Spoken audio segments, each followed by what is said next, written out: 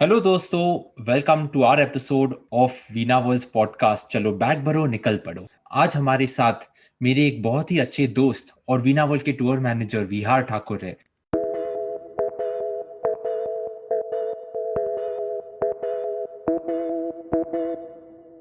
Hi Vihar, welcome to our show चलो bag भरो निकल पड़ो। So before we get into it, थोड़ा आपके बारे में बताइए। When did you actually become a tour manager? आपने ये टूर मैनेजर वीना वर्ल्ड के आज आप टूर मैनेजर हो, ये जर्नी आपने कभी शुरू किया और आप क्यों टूर मैनेजर बनना चाहते थे? फर्स्ट ऑफ ऑल, हाय नील। नील, इसका जवाब देने के लिए मैं आप सभी को थोड़ा पास में लेके जाना चाहूंगा। व्हेन आई वाज बोर्न, मेरे अंकल ने मेरा नाम रखा विहार। और विहार इस शब्द का अर्थ ऐसा होता है, एक्सप्लोर करना, यहाँ वहाँ घूमना, लाइक अ फ्री बर्ड। मैं जब चाहे जहां चाहे कभी भी घूम सकता हूँ, उड़ सकता हूँ, and there are no boundaries.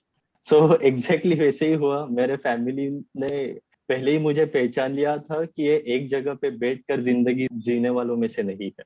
तो जैसे जैसे बड़ा होते गया, मुझे भी वो रियलाइज हुआ कि नहीं, मैं अलग अलग जगह पे जाने में ज्यादा इंटरेस्टेड हूँ। अलग अलग लोगों को मिलना मैं पसंद करता हूँ, अलग अलग तरीके का खाना खाना मैं पसंद करता हूँ। सो यही सब देख के मैंने फिर मुंबई यूनिवर्सिटी के गरवारे इंस्टीट्यूट से मेरी tourism study complete, and after completion of my study मैंने वीणा वर्ल्ड ज्वाइन किया। वो था 2014 में। ऑसम। सो 2014 में आपने ये जर्नी आपका शुरू किया। आप so we are as we are discussing this, मैं जानना चाहूंगा हमारे लिसनर्स के लिए, आपकी पहली टूर विद इन इंडिया, जिसे हम डोमेस्टिक टूर कहते हैं, वो कहाँ पर थी?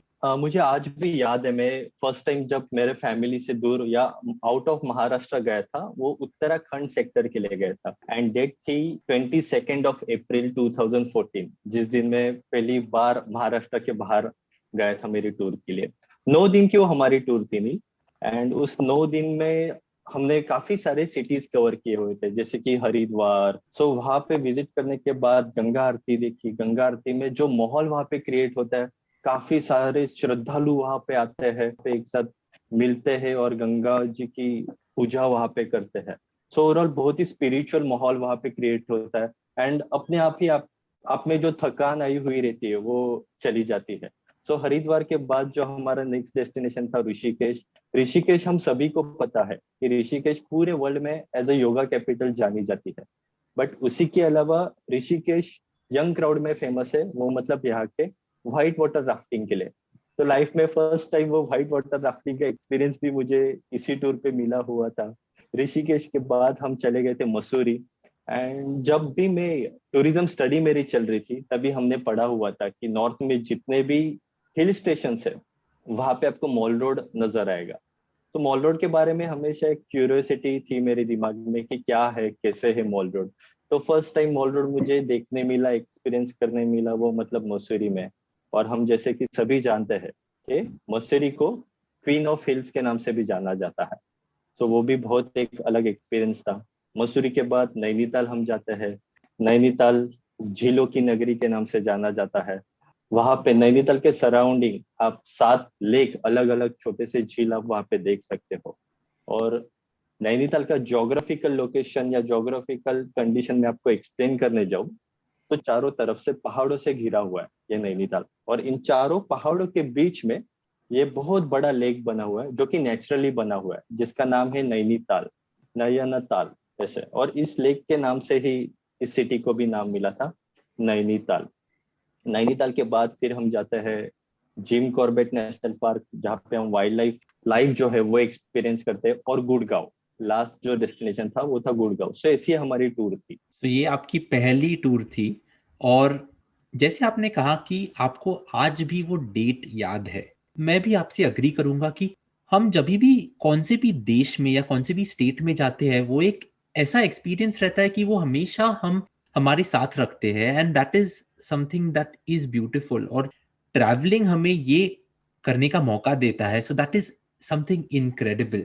सो आपका ये जर्नी जो 2014 में शुरू हुआ, नैनीताल, जैसे आपने कहा झीलों की नगरी, झीलों की नगरी से आपका ये जो शुरू हुआ, वहां से आज आपने as a Veena World tour manager 35 countries किए। पर मुझे आपके फर्स्ट फॉरेन ट्रिप के बारे में जानना है। और आपकी जो फर्स्ट फॉरेन ट्रिप है, जनरली बहुत सारे ट्रैवलर्स जब इंडिया से पहली फॉरेन ट्रिप को जाते हैं तब हम सब साउथ ईस्ट एशिया जाते हैं। मेरी भी पहली फॉरेन ट्रिप 1994 में थाईलैंड को थी। पर आप साउथ ईस्ट एशिया नहीं गए, आप डायरेक्ट नैनीताल से, जैसे शाहरुख खान दिल वाले दुल्हनिया ले जाएंगे में डायरेक्टली लंदन और स्विट्जरलैंड में थे, आप यूरोप में थे। आपकी पहली फॉरेन ट्रिप यूरोप को थी, आप यूरोप गए थे। तो आपका थोड़ा ये फर्स्ट फॉरेन ट्रिप और आपके यूरोप के इम्प्रेशन के बारे में थोड़ा हमें बताइए। मैं 2018 में सबसे पहले मैं आउट ऑफ इंडिया गया, जो कि मैं गया था यूरोप, यूके। और 125 करोड़ से भी ज्यादा आबादी है हमारे देश की, इस भारतवर्ष की। और हम भारतीय काफी सारे सपने देखते हैं, काफी सारे। और उन सपनों में से भी एक सपना हम सभी का ये कॉमन रहता है, वो मतलब लाइफ में एक बार यूरोप की कोई भी कंट्री या कोई भी सिटी हमें विजिट करनी होती है। सो ये एक ड्रीम हम सभी भारतीयों का है। वैसे ही मेरा भी ड्रीम था कि लाइफ में एक बार यूरोप जाना है, यूरोप को एक्सप्लोर करना है। तो जब मुझे पता चला कि मैं यूरोप के लिए अपग्रेड हो रहा हूँ या हो गया हूँ, उस समय पे बहुत ही एक्साइटेड था। और टूर डिपार्चर के 3-4 दिन पहले से ही मेरी नींद उड़ गई थी। जब भी मैं बेड में जाता था तो मुझे वो एक्साइटमेंट थी कि मैं 4 दिनों के बाद मैं लंदन में लैंड करने वाला हूँ, मैं लंदन घूमने वाला हूँ, पेरिस घूमने वाला हूँ। जिस दिन मेरे टूर का डिपार्चर था, उस दिन मुझे याद है पांच कजिन्स मेरे 5 कजिन से मुझे मुंबई एयरपोर्ट के लिए ड्रॉप करने के लिए आए थे। और ओवरऑल पूरे फैमिली में भी खुशी का माहौल था कि हमारे घर का पहला बंदा है जो आउट ऑफ इंडिया जा रहा है। सो वो दिन एक फेस्टिवल की तरह ही हमें लग रहा था। हमारी जर्नी स्टार्ट हुई मुंबई से जर्नी स्टार्ट होने के बाद जैसे ही हम हिथ्रो एयरपोर्ट पे पहुंचे, तो हमें लैंडिंग के लिए क्लियरेंस नहीं मिल रहा था। और अराउंड एक 20-25 मिनट हमारा फ्लाइट ये ऊपर ही सर्कल कर रहा था। और मेरी उस समय पे विंडो सीट थी, और मैं मेरे विंडो से देख पा रहा था, मुझे नजर आ रहा था मेरे आंखों के सामने लंदन सिटी। बहुत ही एक्साइटमेंट थी उस समय मेरे मन में। एंड उस समय पे वो जस्ट विंडो ही मुझे नजर नहीं आ रही थी। उस समय पे वो एक विंडो मुझे डोर की तरह नजर आ रहा था, और वो डोर मतलब मेरे सक्सेस का डोर था। बिकॉज कोई भी टूर मैनेजर इस टूरिज्म इंडस्ट्री में जब भी आता है, तो उसका अल्टीमेटली गोल यही रहता है कि यूरोप में टूर करना है। सो वो सपना मेरा उस दिन पूरा होने वाला था। जैसे ही हिथ्रो एयरपोर्ट में लैंड किया, हमारे फर्स्ट 2 दिन थे ये लंदन में थे। वो लॉन्ग टूर थी हमारी, अराउंड 15 डेज की वो हमारी टूर थी।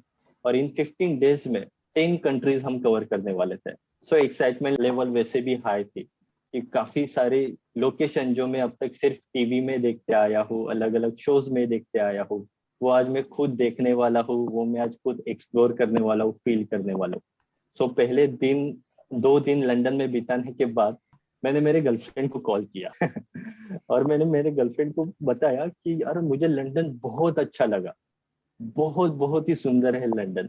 और काफी सारी चीजें यहाँ पे देखने के लिए, यहाँ के मॉन्यूमेंट्स, यहाँ के लोकल लोग, यहाँ का लोकल ट्रांसपोर्ट से लेके हर एक चीज देखने लायक और अप्रिशिएट करने लायक है। सो हम 6 दिन के लिए लंदन जरूर आएंगे और लंदन हम जरूर देखेंगे। जैसे जैसे टूर हमारी आगे बढ़ती गई, सो लंदन के बाद हमारे जो नेक्स्ट 2 दिन थे वो पेरिस में थे। बट इसमें मेजर अट्रैक्शन इस जर्नी में क्या था, तो हम लंदन से पेरिस ये यूरोस्टार उस ट्रेन से जाने वाले थे।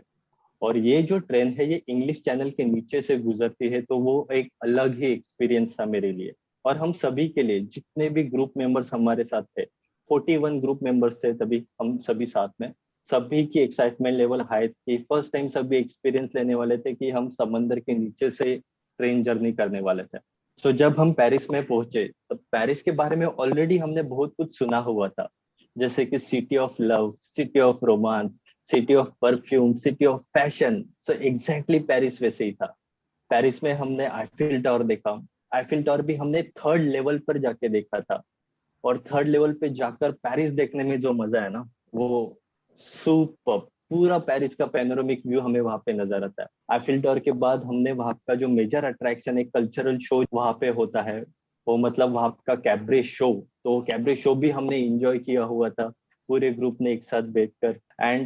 एंड हमारा उस दिन का ये पेरिस बाय नाइट देखने में हमने वो एंड हुआ था उस दिन का। सो पेरिस बाय नाइट देखने में भी एक अलग मजा है। और एक रात के समय में पेरिस शहर में एक अलग ही एहसास, एक अलग ही नशा आपको महसूस करने मिलेगी। तो ये पेरिस में किया। पेरिस अभी पूरा एक्सप्लोर करने के बाद वापस मैंने मेरे गर्लफ्रेंड को कॉल किया और उसे मैंने फिर बताया कि हम हमारे प्लान में थोड़ा चेंज करते हैं। जो सिर्फ 6 दिन हम लंदन देखने वाले थे, वो अभी थोड़ा मॉडिफिकेशन करके हम 3 दिन लंदन और 3 दिन पेरिस देखेंगे। हमारी पेरिस के बाद जो जर्नी थी ना, वो एक इंटरेस्टिंग जर्नी। वो जर्नी मैं कैसे एक्सप्लेन करूँ, तो आपको बॉर्डर मूवी, उस बॉर्डर मूवी का एक फेमस एक डायलॉग है जो मुझे याद है। तो वो डायलॉग ऐसा है: सुबह का नाश्ता जैसलमेर में करेंगे, दोपहर का खाना ये जोधपुर में करेंगे, और रात का दिल्ली में। तो एग्जैक्टली exactly उस दिन का हमारा प्रोग्राम में ऐसा ही होने वाला था। हमने मॉर्निंग में ब्रेकफास्ट पेरिस में किया। ब्रेकफास्ट करके हमने पेरिस से जर्नी स्टार्ट की और हम लंच के लिए पहुंचे बेल्जियम में। बेल्जियम की कैपिटल है ब्रसेल्स। तो इस ब्रसेल्स शहर में हमने हमारा लंच किया, ब्रसेल्स शहर इंजॉय किया, एक्सप्लोर किया। ब्रसेल्स के बाद फिर नेक्स्ट हमारा जो डेस्टिनेशन था वो था नीदरलैंड की कैपिटल एम्स्टरडेम। सो इस एम्स्टरडेम शहर में हमारा रात का खाना था। सो ऐसा हमारा प्रोग्राम था। वापस एम्स्टरडेम और ब्रसेल्स देखने के बाद गर्लफ्रेंड को कॉल किया कि ये भी हम ऐड करेंगे। सो ऐसे ओवरऑल हर एक डेस्टिनेशन ऐड होते जा रहा था। जैसे जैसे टूर आगे बढ़ती जा रही थी, हमारा टेम्पो हाई हो रहा था। एम्स्टरडेम के बाद फिर जर्मनी देखा। जर्मनी में हाईलाइट पॉइंट हमारे टूर का ये था कि वहां पे जो ब्लैक फॉरेस्ट रीजन है, उस ब्लैक फॉरेस्ट रीजन में हमें पानी पूरी, रबड़ा पूरी, ये सब खाने मिला था। देन फिर हम पहुंचे थे स्विट्जरलैंड। स्विट्जरलैंड में जाने के बाद तो सभी मतलब डीडीएलजे मूवी हमें याद आता है। वो सभी सिनारियो, वो सभी सीन्स जिस जिस लोकेशन पे हुए, वो अपने आप अपने आंखों के सामने आ जाते हैं। एंड हमें स्विट्जरलैंड में घूमते समय हर एक स्पॉट पे ऐसे लगता है कि ये सीन आई थिंक यहाँ पे शूट हुआ है, वो सीन आई थिंक यहाँ पे शूट हुआ है। सो ऐसे ये स्विट्जरलैंड था। स्विट्जरलैंड में mount Titlis, top of Europe, Jungfrau, ये सब विजिट करके हमारा जो लास्ट डेस्टिनेशन था वो था हिस्टोरिकल सिटी, जो कि था रोम। और रोम की हिस्ट्री एक्सप्लोर करने के बाद, एंजॉय करने के बाद, फिर हम वापस निकल आए थे मुंबई के लिए। सो ऐसा ओवरऑल मेरा एक्सपीरियंस था फर्स्ट टूर का। एंड मेरे इस टूर का बेस्ट पार्ट था कि वो मेरी स्टडी टूर थी, की वजह से मैं ज्यादा फ्रीली सभी इंजॉय कर रहा था, एक्सप्लोर कर पा रहा था। और ये टूर मैंने विवेक कोचरेकर इनके साथ की हुई। ऑसम ऑसम यार, मैंने आपको किधर भी रुकाया नहीं क्योंकि ये आपके पहली फॉरेन टूर का एक्सपीरियंस था। और जैसे आपने कहा कि ये आपका स्टडी टूर था, so as a Veena World tour manager जब भी आप कौन से भी नए सेक्टर को इंट्रोड्यूस होते हो, तब आप एक सीनियर टूर मैनेजर के साथ एक स्टडी टूर करते हो जहाँ पे आप वो डेस्टिनेशन भी समझ पाते हो, एंड ऑफ कोर्स आपको गेस्ट के साथ कैसे डील करना है अगली बार जब आप एज टूर मैनेजर आओगे वो भी पता चलता है। और जैसे आपने कहा कि आपने ये टूर हमारे विवेक कुचरेकर के साथ की थी जो वीना वर्ल्ड के टूर मैनेजर है, और जैसे विहार ने 35 कंट्रीज की है, Vivek Kochrekar today is at almost 100 countries. So Vihar is 15 countries away from जो उनका 50 कंट्री चैलेंज है, जो वीना वर्ल्ड हर किसी को चलो बैग भरो निकल पड़ो ये स्लोगन के साथ कहते हैं कि आपको भी 50 कंट्रीज करने ही चाहिए। वैसे हमारे जो विवेक कुचरेकर है वो जल्दी ही वीना वर्ल्ड के पहले टीम मेंबर होने वाले हैं जो 100 कंट्रीज करेंगे। So that is awesome. So we are जो जर्नी झीलों की नगरी नैनीताल में शुरू हुई थी, वो पहली बार यूरोप गई, उसके बाद आपने 35 कंट्रीज की। जैसे हम ये एपिसोड के एंड तक पहुंच रहे हैं, तभी मुझे आपसे पूछना है टॉप 3 इंटरनेशनल डेस्टिनेशंस अगर मैं आपको पूछूंगा तो वो कौन से हो? टॉप पे रहेगा UK with Europe. Then second मैं एक सिटी का नाम लूंगा जो कि केप टाउन। और मुझे ऐसे लगता है कि नेचर ने इस सिटी को बनाते समय बहुत ही फुर्सत में बनाया हुआ है। सो वहाँ के बीचेस से लेके माउंटेन्स तक सभी सभी चीजें आपको बहुत अट्रैक्ट करने लायक वहाँ पे हमें देखने मिलती है। देन फिर मैं बताना चाहूंगा दुबई। और दुबई मेरे लिस्ट में क्यों है मुझे ये अलग से आपको बताने की जरूरत नहीं है, बिकॉज हम सभी ने ये देखा हुआ है कि पिछले 10-15 सालों में दुबई ने अपना चेहरा किस तरीके से बदला हुआ है। Awesome. So UK, Cape Town and Dubai. और अगर हम इंडिया के बारे में बात करेंगे, क्योंकि हम वीना वर्ल्ड में आज प्राइड ऑफ इंडिया के बारे में बात कर रहे हैं, तो इंडिया में आपके फेवरेट 3 सिटीज कौन सी है? सबसे फेवरेट मैं बताना चाहूंगा कि लेह लद्दाख, ये जो एक डेस्टिनेशन है, सेक्टर है, वो बहुत ही स्पेशल है मेरे लिए। और इस डेस्टिनेशन आप अलग अलग सीजन में जाओ, अलग अलग सीजन में अलग अलग तरीके का नेचर वहाँ पे आपको देखने मिलेगा जो कि आपको अट्रैक्ट करेगा। और इस सेक्टर में जब भी मैं टूर करता हूँ तो एक लाइन में मेरे गेस्ट को हमेशा बताता हूँ, और वो लाइन उनको ओवरऑल ये हमारी जो टूर है वो कैसे चलने वाली है वो पूरा एक्सप्लेन कर देती है। वो लाइन इसी है, सफर खूबसूरत है मंजिल से भी। बिकॉज लेह लद्दाख में आप, लेह भी सुंदर है, नुब्रा वैली भी सुंदर है, बट उससे भी ज्यादा सुंदर है जब आप लेह से निकलकर नुब्रा वैली जाते हो, और स्पेशली आप world's highest motorable road Khardungla pass cross करके जब आप वो जर्नी तय करते हो ना, तो सफर बहुत ही खूबसूरत है उस समय का। सो यस, लेह लद्दाख एक ऐसा ऐसा डेस्टिनेशन है या ऐसा सेक्टर है जहाँ पे आप जर्नी ज्यादा इंजॉय कर सकते हो। देन मैं सेकंड पे बताना चाहूंगा हम्पी बदामी। मैं खुद एक हिस्ट्री लवर हूँ, मुझे हिस्ट्री के बारे में जानने के लिए, पढ़ने के लिए बहुत ही ज्यादा रुचि रखता हूँ मैं। सो हम्पी बदामी में जाने के बाद फिर मुझे पता चला कि वहाँ का जो विजयनगर साम्राज्य है, it use to be world's richest kingdom, और वहाँ का कल्चर, वहाँ के रूइंस, वहाँ की हिस्ट्री, ये बहुत ही वास्ट है। देन थर्ड, मेरा होम सेक्टर मैं बताना चाहूंगा, जो कि Uttarakhand Nainital. Because complete package है, सभी एज ग्रुप के लिए बहुत सारी चीजें वहाँ पे करने के लिए है। मतलब आप आपके फैमिली के साथ वहाँ पे जाते हो तो आप वहाँ पे रिलैक्स कर सकते हो, बोटिंग कर सकते हो, शॉपिंग कर सकते हो। नैनीताल में जनरली शाम के वक्त जो माहौल है बहुत ही ठंडा माहौल हो जाता है और फॉगी फॉगी माहौल हो जाता है। तो मॉल रोड पे आप अपने फैमिली के साथ आकर मोमोज खा सकते हो, मैगी खा सकते हो, गर्मा गर्म चाय इंजॉय कर सकते हो। सो ये सारी काफी चीजें वहाँ पे करने के लिए। यंग क्राउड के लिए वहाँ पे trekking, hiking point, one of the best and one of the famous points आप नैनीताल के अगल बगल में देख पाओगे या एक्सप्लोर कर पाओगे। आप पैराग्लाइडिंग वहाँ पे कर पाते हो। तो नैनीताल एक ऐसा डेस्टिनेशन है जो कि मेरे लिस्ट पर है। और मैं जस्ट एक डेस्टिनेशन यहाँ पे ऐड करना चाहूंगा, जो कि है अंडमान। अंडमान में क्यों ऐड करना चाहूंगा, as a being wildlife lover, मैंने काफी सारे नेशनल पार्क्स ये इंडिया में कवर किए हुए हैं। बट अंडमान से एक ऐसा डेस्टिनेशन है जहाँ पे मुझे पता चला कि वहाँ जैसे जमीन के ऊपर पेड़ पौधे रहते हैं, बड़े बड़े जंगल होते हैं, एनिमल्स रहते हैं, वैसे ही पानी के नीचे भी एक अद्भुत दुनिया है। काफी सारे अलग अलग वैरायटी के कोरल्स है, काफी सारे अलग अलग कलर्स के, साइज के फिश वहां पे आपको देखने नजर आते हैं। सो एक वो जो पानी के नीचे जो दुनिया है ना, वो वहां पे अंडमान में मुझे एक्सप्लोर करने मिली।